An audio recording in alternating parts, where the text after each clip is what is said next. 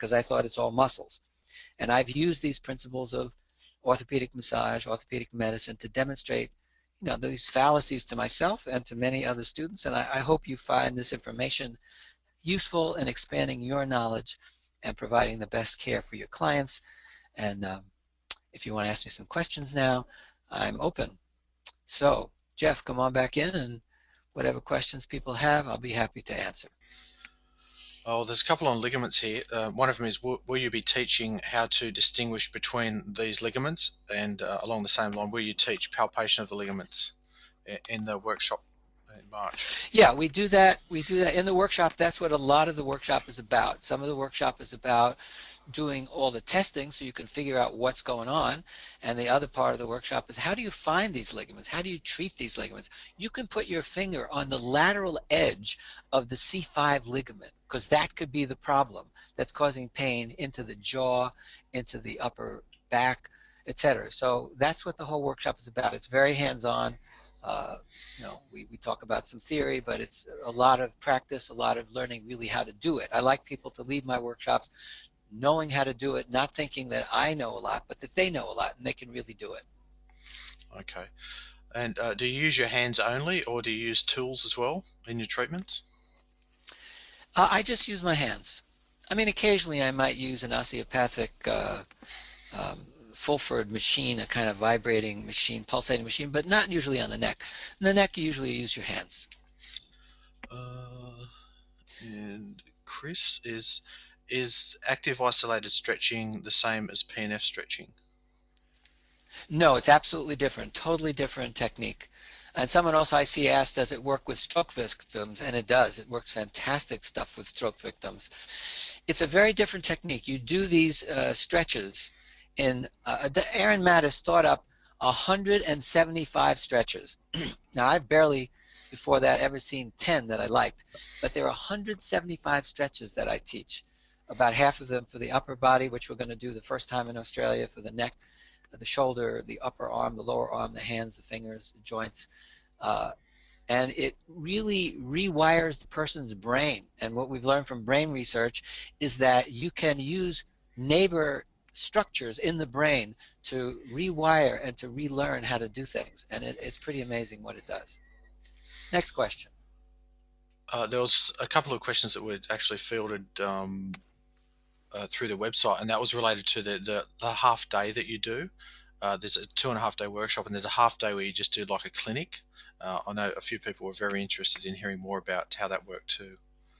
Okay, so we spend the first day learning how to test all these injuries. It takes hours and hours and hours, to learn how to test everything, the ligaments, the discs, et cetera, the muscles. And so you learn first about the history, you learn about the testing, you learn about the treatment, you learn all those things, but then you've got to really apply it. So in my, last, 40-some years of teaching, I developed a clinic where you invite your clients, and you just put out signs in the street. You get 10, 20 different clients, and you work in little small teams toward the end of the workshop. And the clients come in and you work in groups of 2, 3, 4, 5 people, and you take a history, you do all the tests, and you figure out what's wrong with that person.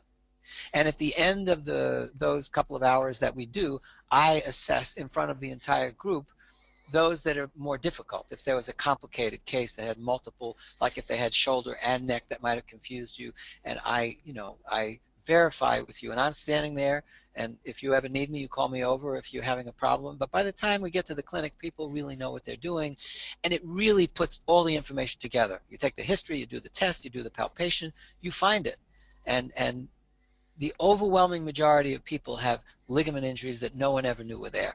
And you touch them, and you touch them with a very slight amount of pressure, and they have enormous amount of discomfort. And sometimes the pain actually refers down their arm when you touch their ligament or down their shoulder blade.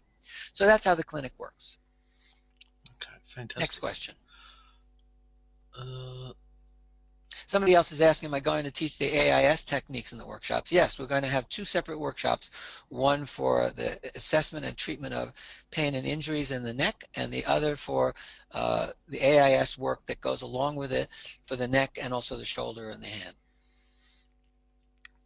Okay, a lot of these, they've kind of answered these, distinguishing disc problems from ligament problems and the like. What do you find the most affected structures are when a person has a whiplash? What do I find the structures that are injured, you're saying? The most effective structures when a person has whiplash. So I guess Most maybe. affected. Okay, I thought you said effective. Okay, affected. Uh, okay, the greatest curve in the neck happens at C5, and that's the most vulnerable to injury. So that one usually gets a lot of scar tissue and sprain, a lot of micro tearing. So C5 is a very, very common structure. Also, the suboccipital muscles can get scarred, and also the seventh intertransverse ligament. Those are the ones that are really nasty, that hang on forever, that cause the most problems. But they could have all 18 ligaments sprained, and you got to treat them all. And when you do, they get better. Mm-hmm. And also to mention while we're here that this www.benbenjamin.com .au is where you register if you want to look at the workshop and what we're going to teach. And if you want to register, you can do that or call Geoff. So, other questions? How do you treat bursitis? You send them to someone else, because you can't treat bursitis with your hands. It's inflammation in the bursa, and either they have to wait, and if a person hates injections, they can do some bee venom injections. Bee venom has the natural properties of corticosteroids that are produced chemically, and an anti-inflammatory injection will usually get rid of it instantly. I had a client, not a client actually, a friend's girlfriend, who had pain in her shoulders from bursitis for 5 years. And she couldn't lift her arm above 90 degrees for 5 years. And she ran a frame shop, and that was tough. And I don't ever do assessments on my friends, just, seeing their pain, and I don't volunteer. I only work with people when they ask me. And a mutual friend said, well, why don't you go to Ben, because he could perhaps be helped. He said, no, I've gone to the doctor, got arthritis, nothing can help. Yeah, I'll go anyway. So it turned out that she had chronic bursitis in both shoulders, which just gives mild pain, generally, but only if you lift your arm to 90 degrees. And one injection in each shoulder was completely gone in 2 days, completely changed her life forever. So got to know how to assess what's going on. Very difficult to treat something if you don't know what it is. And most people just do a shotgun approach. When I started, I did everything I knew. Like somebody had a sprained ankle, I'd work for an hour and a half, do everything I knew, and by luck, they would get better. Later, I learned that all I had to do was use one finger on 1 or 2 ligaments, and in 10 minutes, the treatment would be over.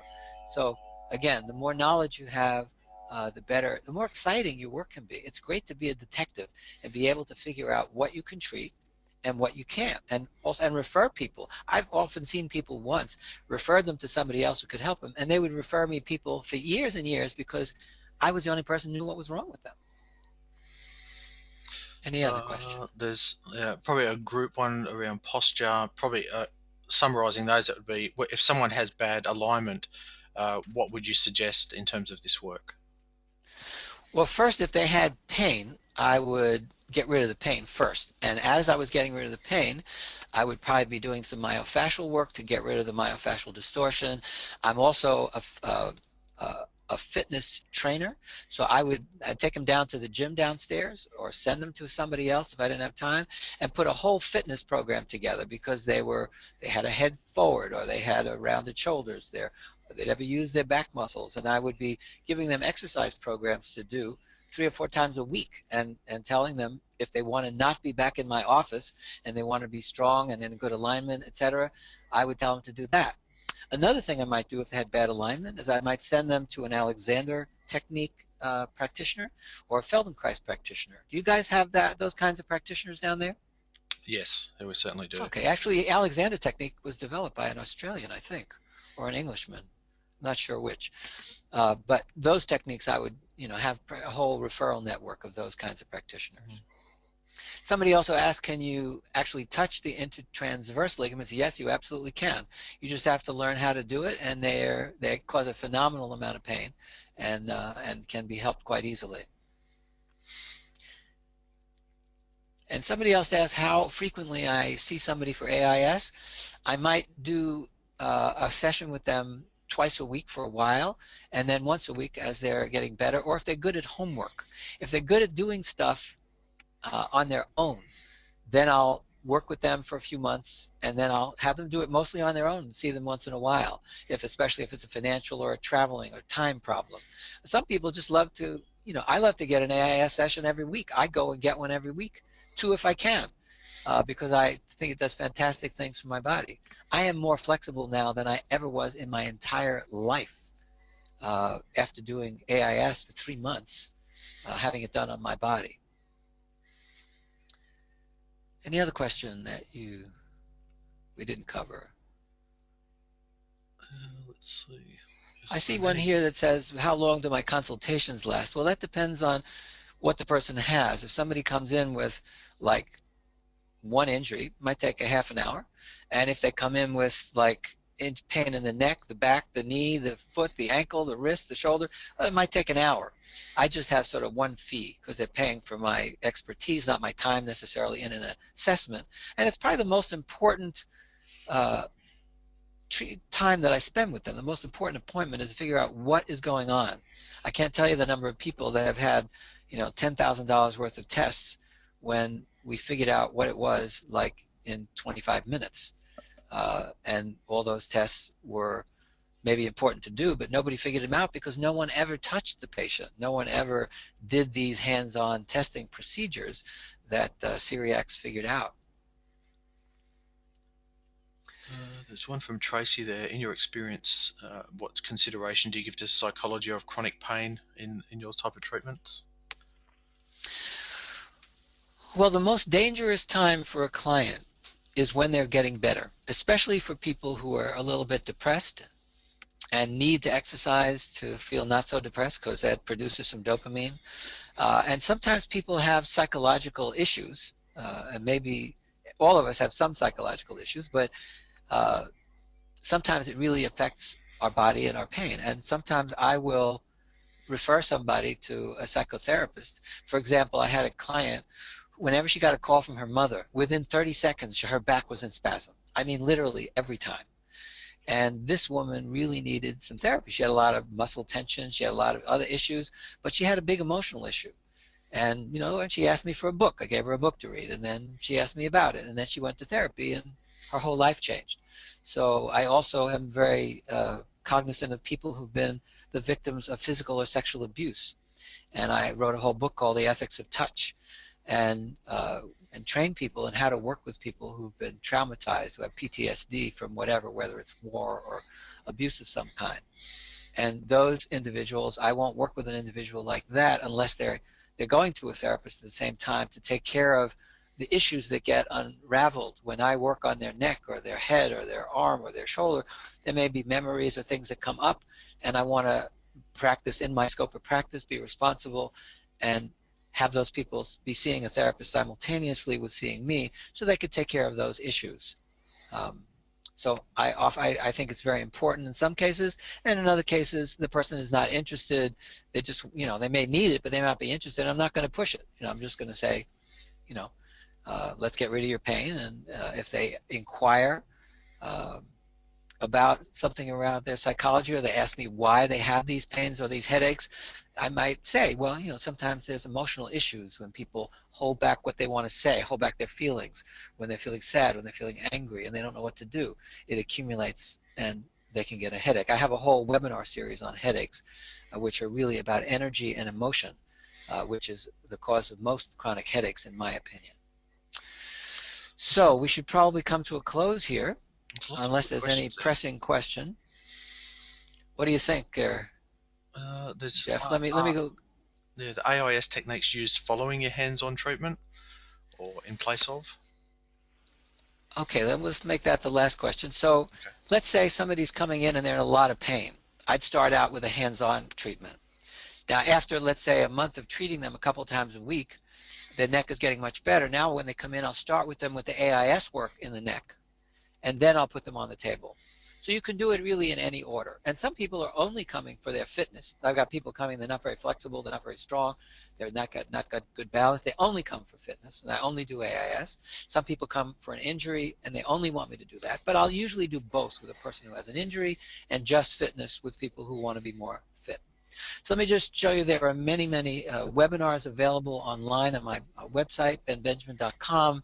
I have series on all sorts of things. If you're in Melbourne and you want to see what I'm like more, you can take one of these. Tom Myers has several webinars, Whitney Lowe, one on pregnancy, and some wonderful webinars on cancer and various other conditions by Tracy Walton. You can read all about them on the site if you're interested. So let me now turn it over to you, Geoff, to say what you're going to say about my coming to Australia, if you'd like. Sure, there's fantastic questions there. Hopefully we'll see these people at the workshops. But just before I say thank you to you, I know that there's a number of people already registered for the workshops in Sydney, which is in about 40 days, so it's about 6 weeks away. So we're really extremely excited to have had a glimpse into the depth of knowledge of what we'll be learning, and can't wait to nail these assessment techniques. So I'm sure a few people are going to start dropping off the webinar now, and I'll bet that they're heading straight over to benbenjamin.com.au website.